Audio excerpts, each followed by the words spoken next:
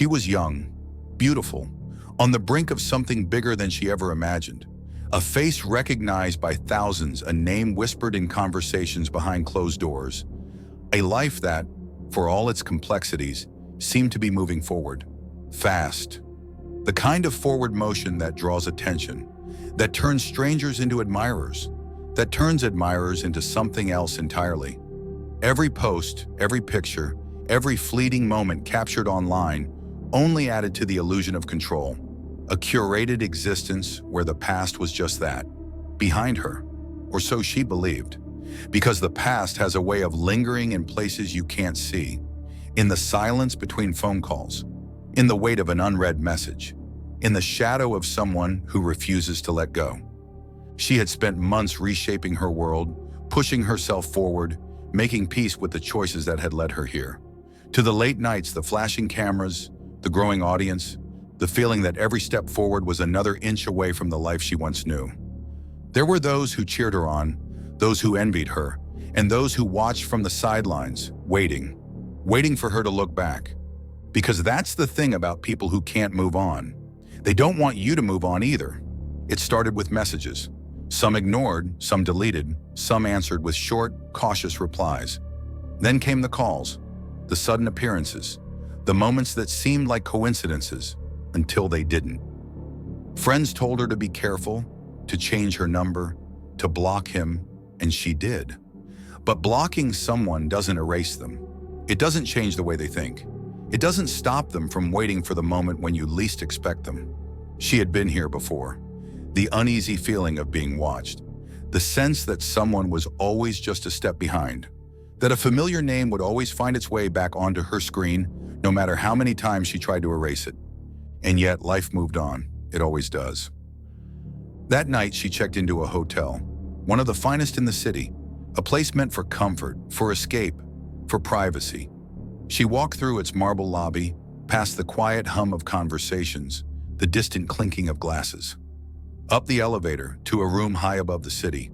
A room with heavy curtains, soft lighting, the kind of silence that wraps around you like a warm embrace. She locked the door behind her. No one knows what she was thinking in those final hours. Maybe she let her guard down. Maybe she felt safe, surrounded by walls that promised solitude. Maybe she believed, just for a moment, that she had finally outrun the past. The front desk received no complaints. The guest next door heard nothing unusual. The security cameras caught nothing out of the ordinary. And yet something happened in that room. Something violent. Something that would never be undone. For hours, no one knocked. No one questioned. No one had any reason to. Until morning came. Until housekeeping hesitated at the door. Until silence, thick, heavy, unnatural, pushed against the walls like a presence of its own. And when that door finally opened, the truth poured out like a wound torn open. Because this wasn't just about obsession, or anger, or even revenge. This was about a promise made in the dark, one that was always meant to be kept.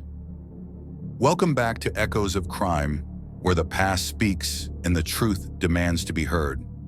I'm honored to have you here as we delve into another gripping case. To my returning subscribers, thank you for your unwavering support. It means the world to me. If you're new here, don't forget to hit that subscribe button and turn on notifications so you'll never miss a story. Lila Monroe, a name that once belonged to a girl from a quiet town, where the biggest thing to happen was the occasional scandal whispered over morning coffee. A girl who had grown up with dreams far larger than the place that tried to hold her in. She was never meant for small spaces, never meant to settle into the kind of life that would keep her tucked away, unseen. She wanted more, and she got it. It didn't happen overnight. It started the way it always does. Small steps, long nights, risks that didn't always pay off. She worked, she climbed, she made choices that some people would never understand. But they didn't need to understand. She had something they didn't: determination, charisma, the kind of presence that made people stop, made them look. Her name became more than just a name. It became a brand, a reputation, a commodity. And with it came the attention, the right kind at first. Agencies, contracts, partnerships that promised her the future she had always wanted. Then the fan base, the growing numbers, the people who felt like they knew her, even though they had only ever seen curated glimpses. And then, the other kind of attention, the ones who didn't just admire, they studied, they watched, they followed. Daniel Carter had once been a part of her world, not a stranger, not just another name in the sea of people who thought they understood her. He had been there, from the beginning. He had known her before the spotlight, before the numbers, before the version of herself that the rest of the world fell in love with. And he believed that meant something. When they met, it was electric, the kind of connection that felt undeniable, that made the rest of the world fade into the background. He was older, confident, knew how to say the right things, how to make her feel seen in a way no one else had. She was young, hungry for something new, caught in the rush of a relationship that felt like an escape. But escape quickly turned into control.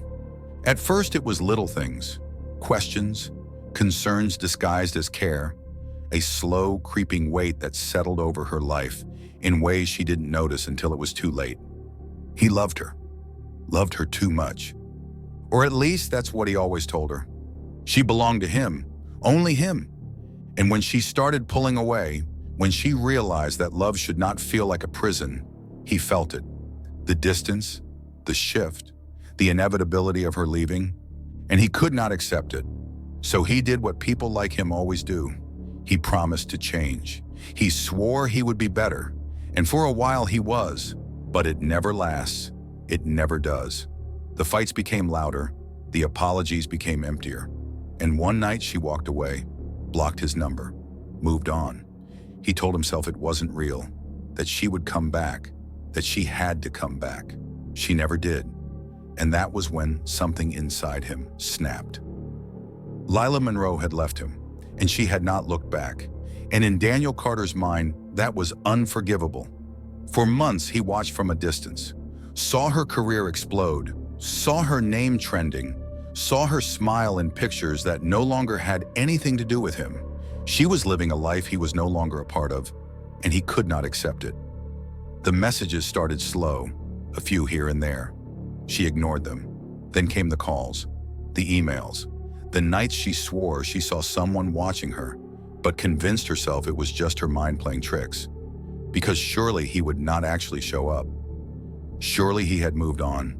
Surely she was safe. She wasn't. Now, the hotel was perfect, discreet, expensive, the kind of place where no one asked questions, where the rich and famous went to disappear for a while. Lila had chosen it carefully. She needed a break, a weekend away from cameras, away from expectations. Just her, a room high above the city, silence wrapping around her like a soft cocoon. No one knew she was here, not publicly. She hadn't posted, hadn't told many people. She had been careful, or so she thought. She checked in without issue, a suite on the top floor, a space that felt untouchable. She ordered a meal, poured herself a drink, let the tension in her shoulders ease. For the first time in a long time, she let herself breathe. Outside, the city pulsed with life. Thousands of people moving, talking, laughing, completely unaware that just floors above them, something had already shifted. Because Daniel Carter was here. How long had he known? Had he followed her? Had he planned this? Or was it just luck? Did he see her in the lobby? Watch her press the button for the elevator?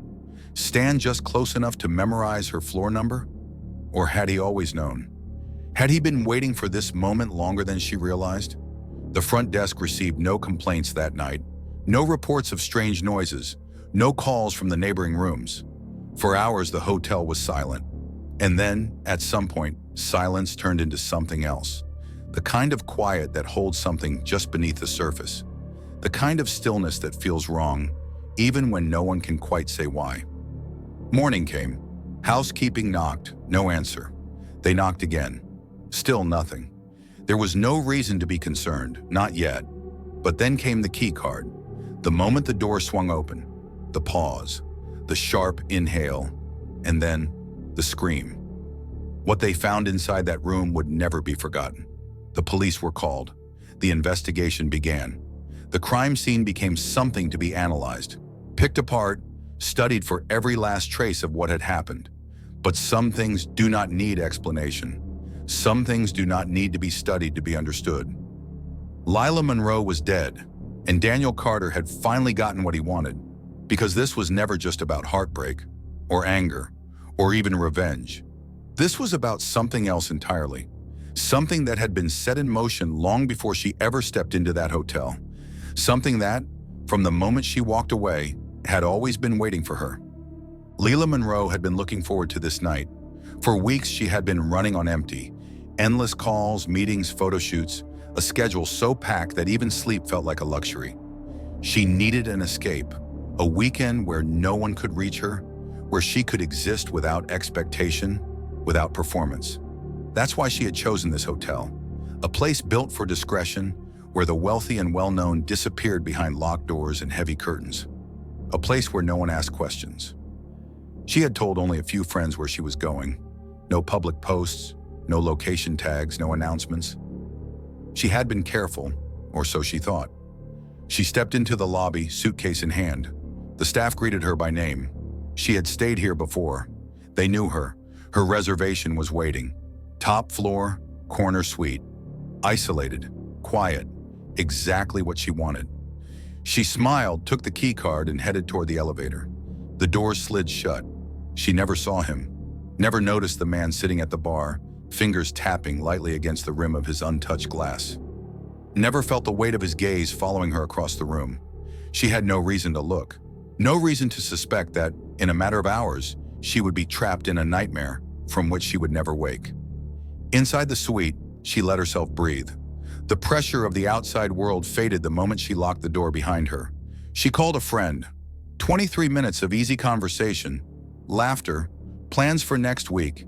She ordered room service, a small meal, a glass of wine.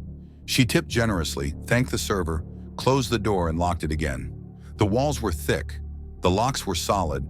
She was safe, at least that's what she believed. Downstairs, Daniel Carter stood from his seat at the bar. He left his drink untouched, smoothed his jacket, and walked past the front desk without a glance. His movements were steady, calculated. He did not take the elevator. Instead, he took the stairs. 6 flights, step by step, no rush, no hesitation. No one noticed him, no one stopped him. The hallway on the top floor was empty, silent. He walked toward her door and knocked. Software gentle, not frantic, not aggressive. The kind of knock that suggested familiarity. The kind of sound meant to disarm. Inside, Lila hesitated. She wasn't expecting anyone. She walked toward the door, pressed her eye to the peephole. Nothing. The hallway was empty. A trick of the mind, she told herself. A noise from another room. Nothing to be concerned about. She turned away. Her phone buzzed. A message. She answered quickly, just a short reply to an earlier conversation. The kind of text that should have led to another. But it didn't, because she never sent another one.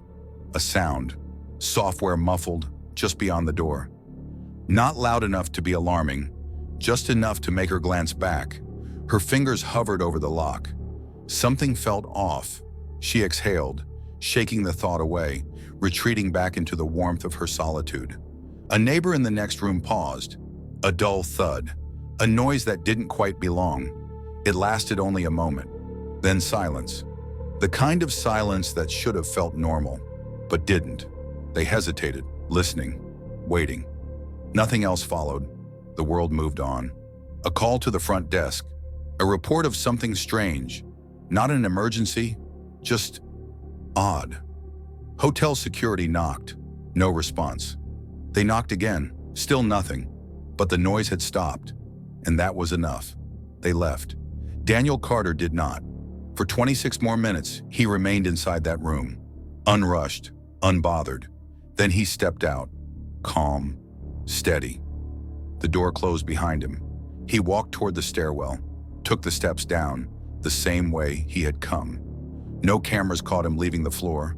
No alarms were triggered. He moved through the hotel as if nothing had happened. As if there was no body cooling beneath the soft glow of the suite's warm lighting. As if he hadn't just changed everything. He stepped into the lobby, past the front desk, through the doors. The city swallowed him whole. He turned a corner and disappeared.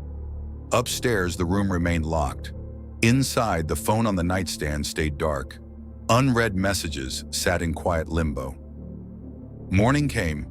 Housekeeping knocked. No answer. They knocked again. Still nothing. A key card. The door unlocking. A pause. Then, stillness. The sharp inhale of someone realizing all at once that something was very, very wrong. A breath caught in a throat. A scream. And just like that, Lila Monroe was dead. The door was locked. That was the first thing they noticed. Housekeeping had knocked twice. No response. They had been trained for this. Some guests didn't like to be disturbed. Others slept late. Some left early without checking out. But this time, something felt off. The silence lingered in a way that made them uneasy. The room felt too still, too undisturbed, like a moment frozen in time. A hesitation, a glance exchanged between the staff, and then the decision to use the key card. A quiet beep, the soft click of the lock, and then stillness. Inside, nothing seemed wrong at first. The curtains were drawn, the lights still on, casting long shadows across the room. Everything was in place, yet there was something, a scent. It was faint at first, then unmistakable, a sharp metallic smell that filled the air, sinking into the walls. Something wasn't right. One of the staff members took a step forward, instinct telling them to pause, to breathe. But that breath caught in their throat, their pulse quickening, and then they saw her. Lila Monroe. She was lying in the center of the bed, her body unnaturally still. The sheets beneath her soaked through, stained dark. Her skin was pale, almost ghostly, a stark contrast to the vibrant life she had once radiated. Her eyes, wide and empty, stared up at nothing, forever frozen in a vacant gaze. Her lips were bruised. Her throat, it was clear. The damage wasn't accidental. The brutality of the act seeped from every corner of the room, each breath in the air heavy with the weight of violence. And yet there was no sign of forced entry. The door had been locked from the inside. She had been alone. The initial reaction was shock, disbelief. The staff hesitated at first, unsure if what they were seeing was real. Was she really? But the silence that followed spoke louder than any words could. The body itself, the stillness of it, was the truth. One of the hotel employees backed away, their hand trembling as they fumbled with their phone to dial the authorities. By the time the police arrived, the news had spread. A single call to emergency services, a request for backup, and within moments the hallway had been flooded with the blue and red glow of flashing sirens. Officers moved quickly, securing the area, cordoning off the space, making sure no one entered or left. Everything became a blur of authority, of questions that would never fully have answers. The room became a scene to be studied, picked apart, reconstructed. The details, the brutality. The method was clear: strangulation. It was not the kind of attack that left room for second chances, the kind that dragged out. No, this was swift, intentional. The kind of violence that didn't come from a moment of anger, but from something else, something darker, deeper. Her body was positioned unnaturally, her limbs twisted in ways they shouldn't have been, her clothes disheveled, as if someone had taken their time in placing her just so. But there was no sign of struggle, no defensive wounds. Her phone lay next to the bed, face down, a message sent but never received. A clue left behind, almost as if the killer knew they could leave one last mark on her life before taking it. And then, nothing. The silence returned, as though nothing had happened. The sheets, the room, the phone, all were reminders of a life lost, of a soul taken too soon. But the silence didn't last. The investigation began immediately. The authorities began piecing together the moments that led up to this horror, tracing the steps of the night. The key questions: how did Daniel Carter get inside the room? Was he waiting for her in the lobby? Did he slip in unnoticed? Did anyone see him near her floor? The security footage was reviewed, but there were gaps. There was no footage of him entering her room, no visible signs that he had ever been there. Yet, there was no one else who could have done this. It didn't take long for the investigators to start looking at those closest to her. The ex-boyfriend, Daniel Carter. The pieces began to fit together, slowly but surely. The messages, the threats, the obsession. He had been stalking her for months after their breakup, sending her calls and texts, demanding answers to questions she didn't want to answer. The breakup had not been mutual. For him, it had been a rejection. For her, it had been an escape. But Daniel hadn't let go. He had watched from the shadows as her life moved on, as her career flourished. But he couldn't bear it. He couldn't accept the reality that she had moved on, that she no longer belonged to him.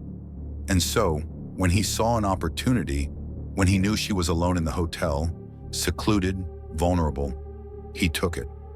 But he hadn't planned for this. The brutality, the savagery, the coldness of the act. And he hadn't planned on the phone being found. The messages she had sent just before her death. They were too personal, too revealing. They didn't just show his obsession, they screamed it. As the investigation unfolded, every clue led to him. Daniel Carter's movements, his proximity to her during the days before her death, the untraceable phone calls he made to her hours before she checked into the hotel. It all pointed to one thing. He was the one. And now the police knew they were chasing someone who believed he was entitled to her, who had believed his obsession was enough to justify taking her life. But what remained, what chilled them all, was the fact that he hadn't just taken her life. He had taken it methodically. Daniel Carter was nowhere to be found. By the time police had pieced together the evidence, by the time Lila Monroe's name was no longer just a headline, but a cautionary tale, by the time her final hours had been reconstructed in excruciating detail, he had vanished. His apartment was empty. The rent had been paid in advance, but the furniture was gone, the walls stripped bare. His phone was off. His car had been abandoned 2 blocks from the hotel, locked, parked neatly, as if he had planned for it to be left behind. No family stepped forward to claim him. No friends came forward to defend him. It was as if, in the days after Lila Monroe's murder, Daniel Carter had simply erased himself from existence. But no one disappears without a trace. The investigation stretched across weeks. Security footage was combed through, phone records analyzed, financial transactions tracked. And then, a lead. A surveillance camera, barely functioning, perched on the rooftop of a rundown motel on the outskirts of the city. A grainy image, time-stamped 48 hours after the murder. A man hunched beneath a hood, stepping into a cab. It was him. The license plate was traced. The driver was found. The cab had gone west, far from the city, far from anyone who might recognize him. But he had left something behind, an ATM withdrawal, just enough to last him a little longer. He was running, not hiding. Running. The chase intensified. Airports, bus stations, train depots. His name was flagged, his face circulated. Officers were stationed at every possible exit route. Then another sighting.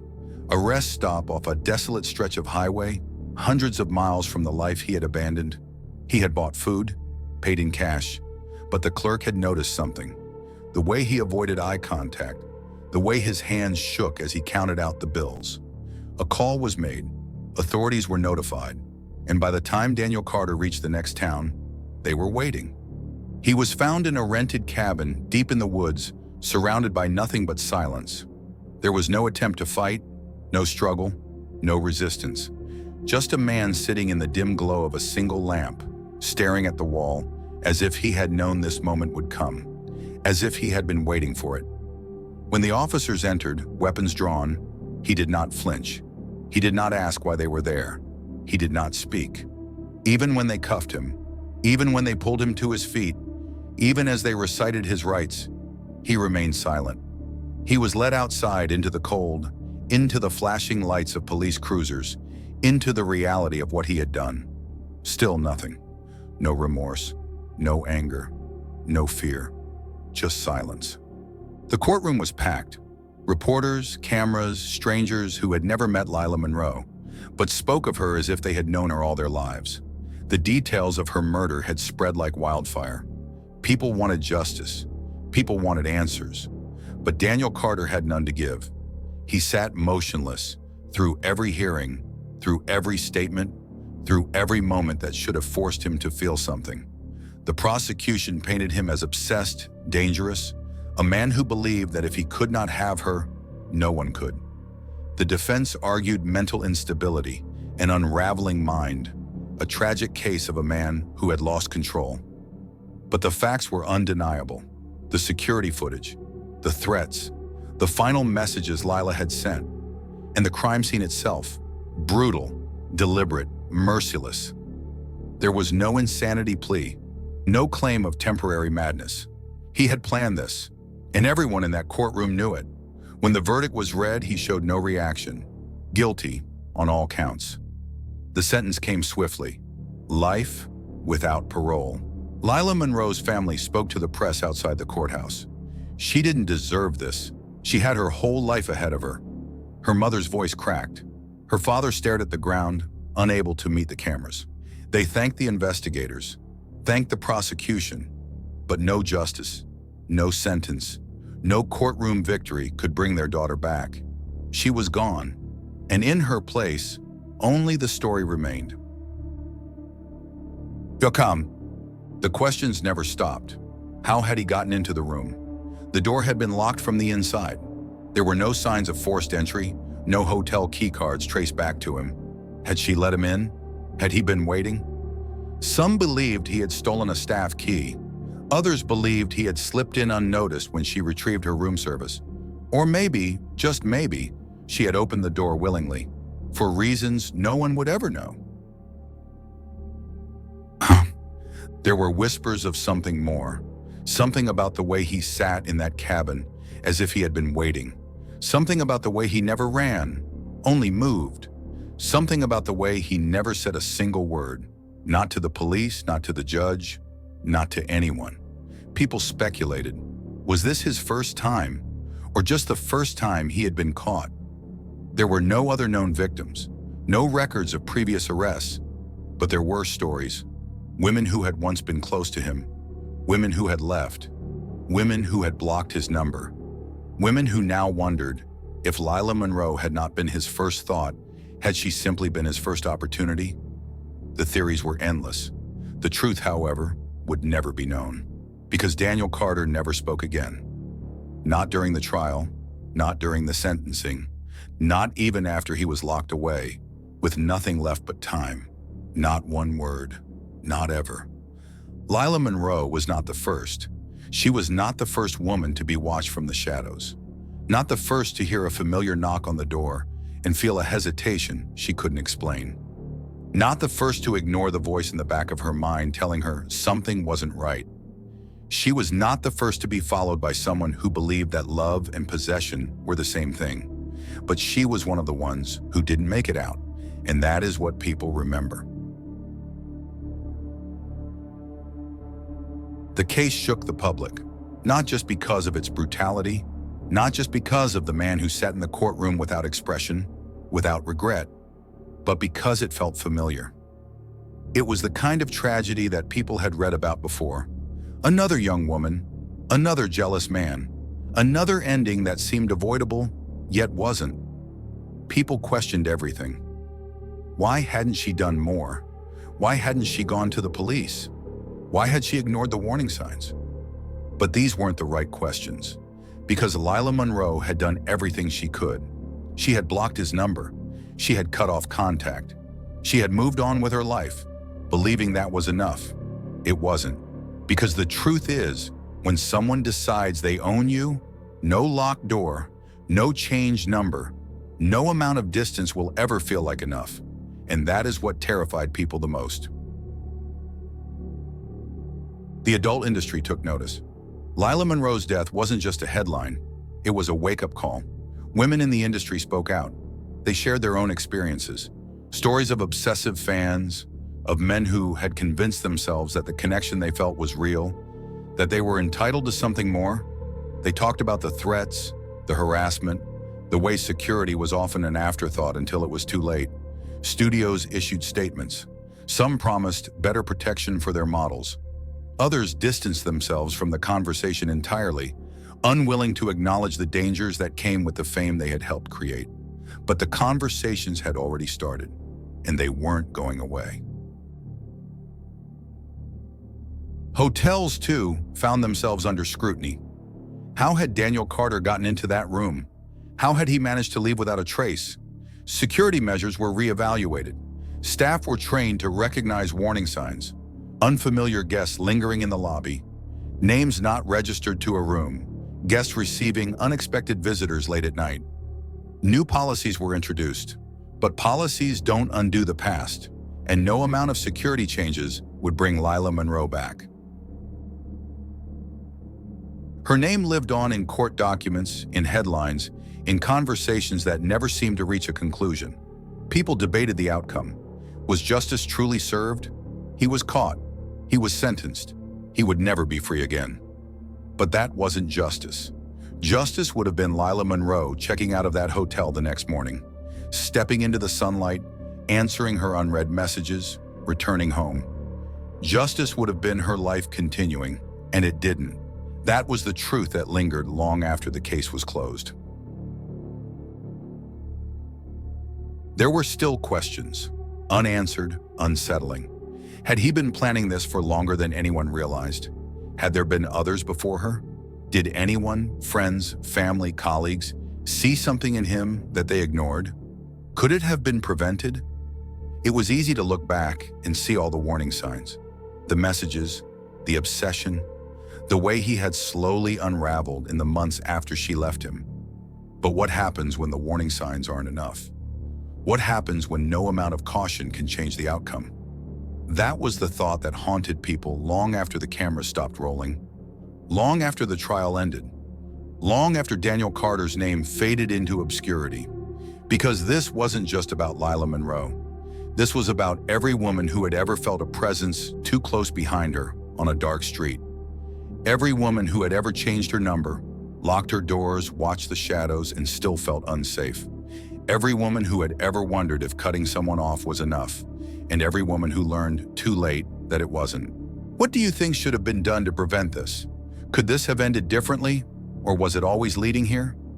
Let us know your thoughts in the comments, and if you want more deeply researched true crime stories, don't forget to like, subscribe, and hit the bell icon. Stay safe, stay aware. Thank you for watching, and as always, stay safe and stay vigilant.